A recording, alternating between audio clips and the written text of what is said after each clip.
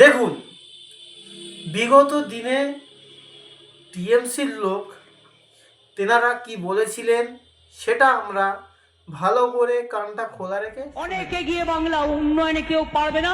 পৃথিবীর সেরা বাংলা, বিশ্ব বাংলা। আমার রামায়ণ, মহাভারত, কোরআন, বাইবেল শেষ হয়ে যাবে, তা আমার কাহিনী পুরোবে না। 67টা স্কিম আমরা চালাই, ছোট থেকে বড়। আচ্ছা, তারপরে বর্তমান বিজেপির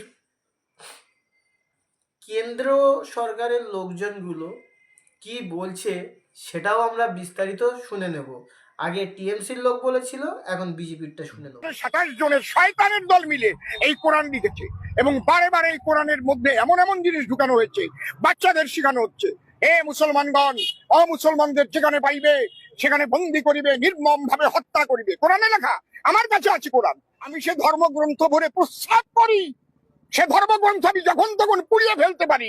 মানবতা বিরোধী টিএমসি লোকেদের কথাগুলো আপনারা শুনে নিলেন, তাহলে এতে বোঝা যাচ্ছে কি সর্বপ্রথম আঙুল তুলেছিলেন তিনি, আর এখন আঙুল তুলছে এরা।